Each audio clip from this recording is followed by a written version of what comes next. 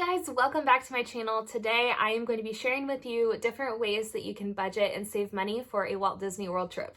Okay, so first things first, I want to show you guys my sweatshirt. This is from my Etsy shop, Life on Loop Design, and then at the bottom, well, here, let me just pull up my shirt real quick. It says the most magical time of the year. I'm going to post a picture right here so that way you can see kind of up close what it looks like. It comes in several different colors. It also comes in a t-shirt. So sweatshirts aren't your thing if you live somewhere where it's warmer. I live in Missouri. It is cold here, so sweatshirts are the thing. Actually, I wear a sweatshirt year round, let's be real. But I'm excited about this design. It's perfect to wear to the Disney parks. I do currently have a full design, but by the time this video goes up, Halloween's going to be over and it's going to be kind of all in on Christmas time. So the most wonderful time of the year is upon us and I'm very excited. There is a discount code for my Etsy shop, so whether you want to get this one or I have a couple other magic inspired designs, you can use the code YouTube15 for 15% off of your order. So now that that's aside, let's talk about ways to save money for Disney World. My family is currently budgeting and planning for a trip this January, which sounds kind of crazy to say out loud. Also, it's a surprise to my husband. So if you know my husband in real life, don't tell him. He doesn't really watch my YouTube videos. And I've talked about this on TikTok. He also doesn't watch me on TikTok. He follows me but doesn't see my videos. So I'm not worried about him finding out. I am going to be surprising him on Christmas Day. We will be going over our anniversary weekend. We are bringing our little boy Atticus with us. I'm very excited. It's going to be his first trip. He'll be 2, almost 3 by the time we go, which is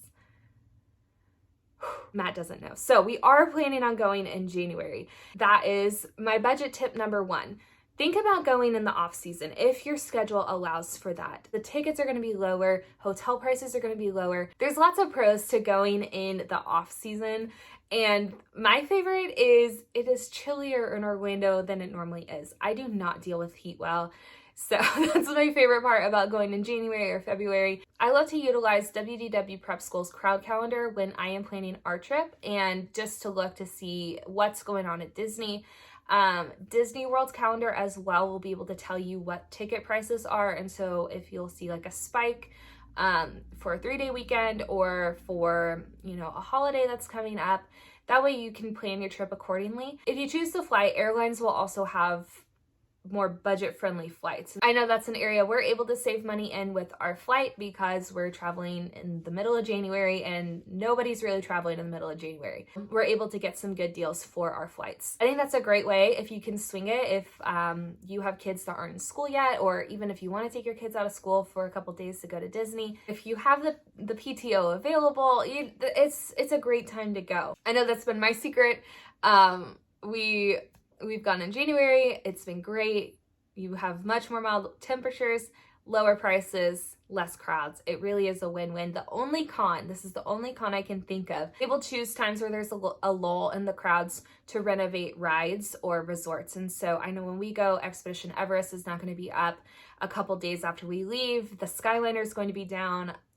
So there are some cons, especially if this is like your once in a lifetime trip. You do want to make sure that you ride the big rides that Disney is known for. When we went in 2018, Splash Mountain was down. And so I have never ridden Splash Mountain because when I went to Disneyland, I didn't ride Splash Mountain. I rode Space Mountain. When we went in 2018, I don't think we did any rides in Magic Kingdom. I wonder why. No, we did. We did like the dark rides. We didn't do any like the thrill rides. We didn't do any of this. And I don't think we will with our toddler either. Tune in eventually. We will ride the thrill rides at Magic Kingdom. It's not this trip. It might not be our next trip. I don't know. So that really is the big con if you choose to go in the off season because they're going to be doing some renovations. Again, that's a preference thing. If you go, once every couple years and well, I will ride Expedition Everest again one day. Think about that. The next tip is going to be in regards to lodging. Now, Disney has a variety of resort hotels. If you're a Disney fan, you know that. You probably have your dream resort that you want to stay at. Let me know in the comments what that is. Mine fluctuates between the Grand Floridian, the Contemporary, and Beach Club. It kind of goes in between those 3. My husband's is the Polynesian, Wilderness Lodge, or Animal Kingdom Lodge. He loves anything that makes you feel like you're not in Florida, as he says. He doesn't dislike Florida. He just likes to be immersed. Let me know what your dream resort is. When it comes to lodging, Disney resorts are very expensive. And we know we have the 3 tiers between the value, moderate, and deluxe. Deluxe obviously is going to be your highest cost of room. I've seen some go way too much money. I could literally buy a house with that money. So deluxe rooms, I'm sure, are beautiful and wonderful. They are not in my budget, especially buying it outright through Disney. Now, if you want to stay deluxe, there is a way that you can get a deluxe room for a value to moderate, depending on what time that you go and depending on what resort. And that's through renting DVC points. Now you might think like, oh, renting DVC points, that doesn't sound legit. That makes you raise an eyebrow. Listen, I get it, but it really is the best way to stay at these deluxe resorts. If you are not a DVC or Disney Vacation Club member, I'm not either, so join that club of, I'm not, but I kind of wish I was. If you are unfamiliar with what DVC is, it stands for Disney Vacation Club, and essentially it is a timeshare program at Walt Disney World. Members are able to purchase contracts at these resorts, and that becomes their home resort. They have a certain set of points that they can rent out rooms at Disney World for. They can use it for other Disney vacations, such as the cruise line or Disneyland. They can use it for different other resorts at Disney World. So like if their home resort is the Polynesian, they can use those points and book at Wilderness Lodge, you know, things like that. Sometimes members will have, I don't want to say too many points. I don't really think that's the case, but maybe they're not traveling that year due to family reasons or whatever. And so they will rent out their points. That way they are still able to make some money off of that, and it's not a complete wash for them. And people are able to stay at a deluxe room. So there are many different ways you can go about it. I know there are rental stores like dvcrentalstore.com. I will list some of my favorites down below that I have researched and almost pulled the trigger, but then 2020 happened and we did not go. Something that I think is cool is that there are certain websites that have automatically reserved points, and so you're able to just make a down payment and then pay it off depending on where you are going and the time of year you're going. So if it's like a year in advance, you're able to make a down payment and then save up and pay the rest off.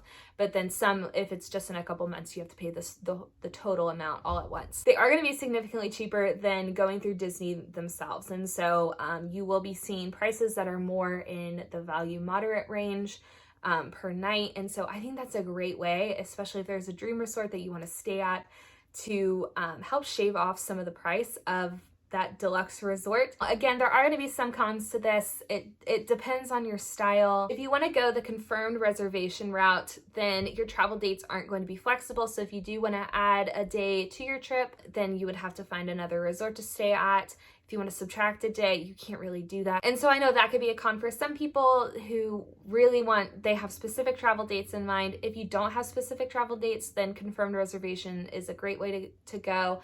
I know I looked at that for our trip when we were initially planning in November, just to see what was available, and knowing like we kind of have the whole month available, what could we get for that. If you go through the rental route, where you go through the third party, where it's somebody like a website where members can tell these are the points we have, and somebody can inquire and say, I want X amount of points for this resort. The con there is that you might not be able to find people who have the dates that match up or the points that match up for what you and your family need.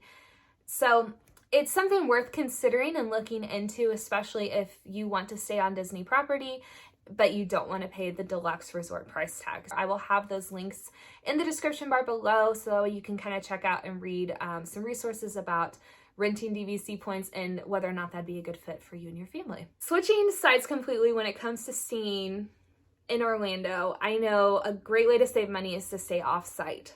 Depending on you and your family, that might be your preferred way to go. For us, we like to be in the Disney bubble, but with so many things being taken away, like Magical Express, the fact you have to pay for Genie Plus, there's no dining plan. There were several things that people who stayed on site got these perks, and they're just not there anymore. So I really see the value in staying off site, because with things like Uber or Lyft, you're able to get to and from. Several of the Good Neighbor hotels have a shuttle service that is either free or you could pay for, that will take you to one of the parks or to Disney Springs. And so I see a lot of value in staying off-site. So with staying off-site, you can either look at an Airbnb or, like I mentioned before, one of the Good Neighbor hotels, Orlando area hotel if there's a specific hotel that your family likes to stay at. I know my dad always likes to stay at Holiday Inns. I know if he was going, he'd be looking at the nearest Holiday Inn and like, what can I get there? So I really feel like staying on site doesn't have as many perks as it does to stay off site. And if you're looking at it purely at a budget reason, you are going to save significantly more money to stay off site than you are on site. Again, it depends on you and your family, what you and your family's needs are. For us, we are staying on site when we go. For the sole reason of Disney transportation, we are staying at one of the Skyliner resorts, so we're able to just hop on that and go to Epcot or Hollywood Studios and then take a bus to Magic Kingdom or Animal Kingdom. For us, that we were able to get a good deal on our room and just to feel it out because the resorts are going to be very different than they were in 2018 when we last went. We're going to be staying on site, but I think with future trips, especially with how often my husband and I would like to go, it truly depends on budget. So offsite is looking real nice. So let's talk about some ways to save money when you are inside the parks. The first being bring items from home. Straight up. And when I mean bring items from home, I'm talking about little trinkets for your kids. If they want to watch one of the cavalcades and they want to have like a bubble blower or, you know, a glow stick necklace, get those things at your local dollar store. Amazon will often have good deals on items like that. And sometimes Target Dollar Spot will have Disney licensed things for $1 to $5. I have a box of things of some little toys that I'm getting for my son that I know would just make his day and help keep our souvenir budget down. Of course, we are going to buy, you know, a special souvenir for him. Our souvenir is always coffee mugs, so we will look and see what some of the new coffee mugs are. But for my son, you know, letting him pick out a stuffed animal or a small souvenir is the plan. So I will be using the smaller items that I have bought ahead of time that one, saves me a lot of money, and two, helps distract my son from the overstimulation that is the Disney store. I'm gonna tell you guys a story. You wanna buy your ponchos ahead of time because if you don't and it rains and you don't wanna get wet, you're going to be paying a premium at Disney. And so the exact thing happened to us when we were at Silver Dollar City. My husband considers that his home park. I consider Worlds of Fun in Kansas City my home park. And we were there, we went to Silver Dollar City in July with my mother-in-law and my sister-in-law and my nephew. And we were there and it just started raining. There was no rain in the forecast. I think maybe it was a 10% chance, but all of a sudden it just was a downpour. I didn't want to get wet. I didn't want our stroller to get wet. So we went into the gift store and we paid $23 for one poncho. This little piece of plastic that's currently in the back of our car. And it's ripped. Like, it is not good quality. It is not a good quality poncho, but we paid $23 for one. So I got one, my husband got one, and then we got a kid-sized one for my son. And total was almost $100 for these 3 ponchos. So then we go back the next day and we have our ponchos in the car, okay? And so we get into the park. We're in Silver Dollar City, and I love Silver Dollar City. Don't take this as a criticism, Silver Dollar City. I love you. We'll be back. But it started to rain again. And we had the ponchos in our trunk in the parking lot. So what did we do? We got wet. I wasn't paying again for those ponchos. It wasn't happening. And I was so frustrated. So thankfully, like our stroller had a sun shield, and so my son's like feet got wet, but he did not care. And $23. And I know Disney is in the same boat. It gets very expensive when you need an item and you pay a premium for it. So buy things ahead of time on Amazon or at the dollar store or wherever. Have some ponchos in your backpack unless you want to get soaking wet. That's fine. It is up to you. I am not that way, but you do you. Speaking of rain, it's raining here, so my lighting is like fading as we're going. I'm trying to talk fast, but let's go. Another way to save money in the parks is to bring snacks from home. So there are many different options for grocery delivery. Amazon Prime Grocery, Instacart. I think Uber does groceries as well. If you do not want to be paying for Disney food the entirety of your trip, I would go this route. This is what we're doing. We are going to get a case of bottled water for our hotel room.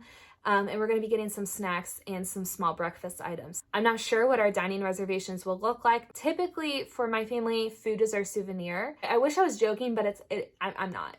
Food is definitely our souvenir. With Atticus, my son, he's 2.5. He's kind of in a picky eating stage, so I know what he likes. And thank goodness for Uncrustables and some veggie straws. So those will be going in our park bag. So that way if we get to a restaurant and he just doesn't want to eat anything that's on the menu, we have that we've already paid for. We have a Sam's Club membership, and I believe Sam's Club will deliver via Instacart. So we have some options there, and I highly recommend you doing that as well, whether or not it's a bottle of water or some snacks for your kiddos.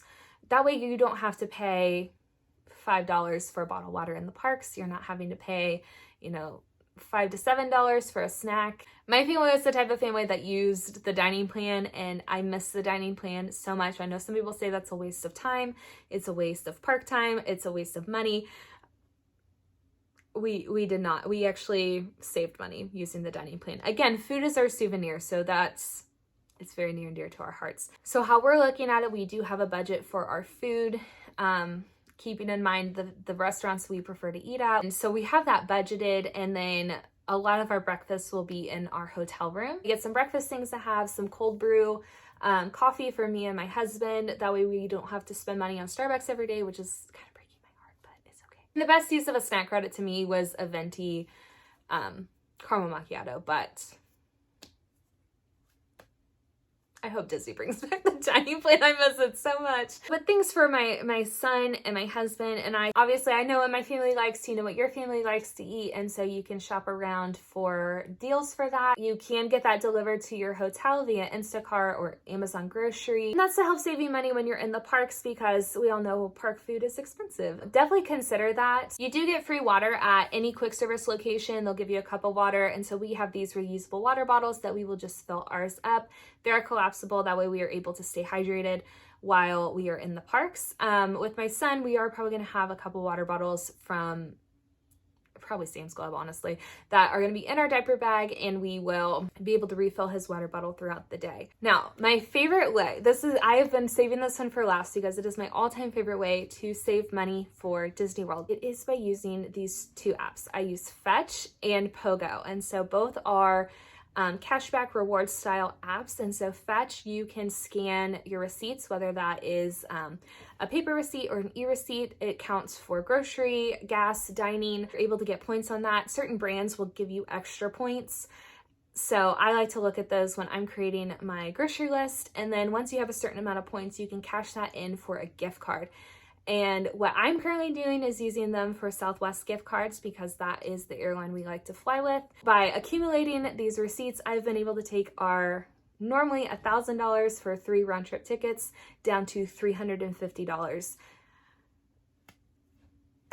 I'm so excited about that. I'm not normally like a budgeter, couponer type of person. I like to look for a deal, but normally I'm so excited. Like, that's my proudest accomplishment of this year. It's not starting an Etsy shop. It's not growing my Etsy shop. It's not growing my blog. It's not growing my YouTube. No, it is saving $700 on flights. Now, Fetch doesn't have a Disney gift card as a means for a reward, but they do have Visa cards that are like the Visa gift cards that you can use towards your trip. And so now that our flight's taken care of, that's what I'm moving on towards. It works out great for us because I'm a big shopper on Amazon. Obviously, we get gas, we like to eat out. By being able to scan those receipts, it really helps us save money, especially when we have a big trip coming up like this. The second app that I use is called Pogo, and that is a bit different than Fetch. It does track any purchases that you make using your debit card or your credit card. You can link like your bank account to your Pogo account, and then when you make a purchase, it will give you a certain amount of points depending on what it's for. And so every purchase counts. That's what I like about that. You're able to take your Pogo points and exchange that for money. So they don't do the gift cards. They have, I believe it's either through PayPal or direct deposit. You get that money. You're also able to link retailers. So depending on where you shop, we like to shop at Target and Walmart. I was able to link those and get extra points. You're able to earn location points from Walmart or CVS or certain gas stations, certain like pharmacies. which I really like, especially if my husband's driving, because then you just watch like a really quick advertisement and then exit out and it gives you your points. So those two apps have really helped me save money for our upcoming trip. And so I'm using Fetch more so to pay for some extras like our airline. I'm using Pogo to kind of cash out and save for our dining when we're in the parks. I will link those apps down below because I think they are just so helpful and I love using them. So if you use my code for Fetch, then you will get 2,000 points. And so that automatically gives you $2 free that you're working towards. Another thing I like to use is Rakuten. I shop online a lot. And so to be able to get cash back from purchases that I make, especially when we were buying our fall clothes, we like to shop at Old Navy and Kohl's a lot. So by shopping online, we were able to get some cash back. And then again, that money goes into our Saving for Disney account. Another resource I really like to use when it comes to saving money for Disney is the Facebook group Ways to Save Money for Disney. They have loads and loads of resources and information that people have paid for their entire trip by using like swag bucks or different gift cards, different savings. And so I highly recommend you join that Facebook group. I'm in it. That's really helped me in saving money for Disney. They'll let you know on certain deals. So highly recommend that you check that out. I will link that group down below as well. And like I said, it is a free resource and there's just a lot of people who are willing to help you save money for Disney and they are a wealth of information. So that will do it for this video. Thank you guys so much for watching. I hope that you found this helpful. If you liked this video, I would super appreciate it if you gave it a thumbs up. That way I know what content you guys like. That way I can make more videos about being on a single income and saving for Disney World trips or Disneyland trips or theme park trips. If you guys like this video, I'd super appreciate it if you gave it a thumbs up. That way I know this type of content was helpful. And also if you hit the subscribe button for more Disney content, I will be vlogging our January trip. Be sure to come back for that. In December, I'll be showing my husband's reaction to our Disney trip as well as some packing videos. Especially since we're going with a toddler for the first time. While you're at it, go ahead and follow me on Instagram at HeyAnnaLang. I love to talk Disney on there, and I'm pretty active in my Instagram stories, and I love chatting with you guys in the DMs. Thank you guys again so much for watching, and I will see you next time.